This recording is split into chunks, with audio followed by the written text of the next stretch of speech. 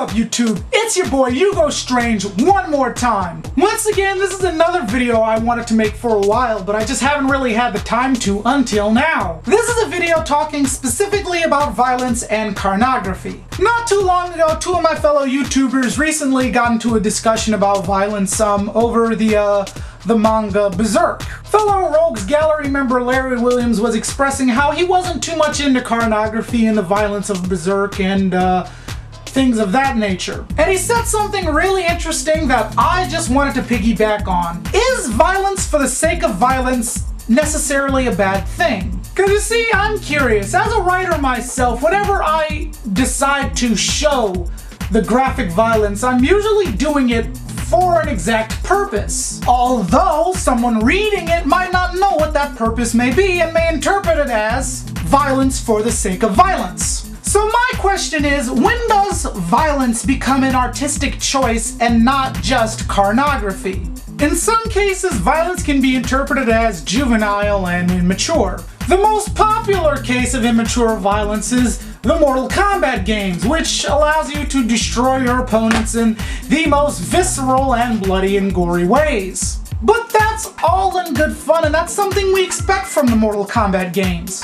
So in that case, it's juvenile, but at the same time, it's supposed to be. Although in some cases, violence can be a very profound artistic choice. In that case, I'm referring to this book right here, which is by far one of the most violent books I have ever read in my life. But at the same time, the violence in here is very graphic, but it is a very profound artistic choice. Because the situations in here causes you to see the violence, and it makes you realize the kind of situation that they're in. So seeing the violence actually engages you and brings you into the story more. Rather than looking at it as violence, you see it as a real event, and the real violence and the gravity of the situation just, comes full circle on you now that you see the horror that the characters have found themselves in. Now, there are people out there who will say that violence in, any form of media is bad, and I can understand the argument for the most part, but that doesn't mean that all forms of violence in media is bad. For example, no one complained that in Lord of the Rings the ogres were launching human heads at the walls. But God forbid if Arnold Schwarzenegger unloads a bunch of bullets and a bunch of terrorists. Oh, we can't have that. It's inconsistent argumentation like this that frustrates the crap out of me whenever we get into a discussion about violence and pornography and things like that. Look, I'm not a gore hound, but I can at least appreciate the violence in a scene if it has a reason for being there.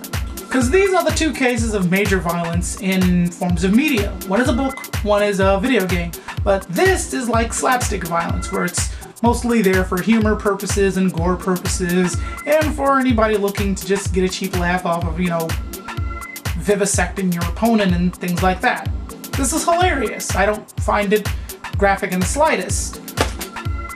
This, however, is incredibly graphic, and the violence in here is very necessary and used as a plot device and a very good form of storytelling and understanding a situation and really engaging you in the story. It's incredibly graphic in almost every way possible, but it's not graphic to the point where you're taken out of the story because of how graphic it is. You're actually engaged more by the graphicness, by the graphic nature of it, and it doesn't take away from the story at all, because you really do need to see the violence in order to really grasp the situation. And it's really unrelenting in that, and that's probably one of the reasons why I really like this series. Definitely a good read. Really hard to read though. You're gonna have a hard time getting through this book. Once you get through this one, you can read the entire series, no problem, but this one's a beast. Anyway, let me know what you guys think in the comments below, make a response video, and I am out. Peace.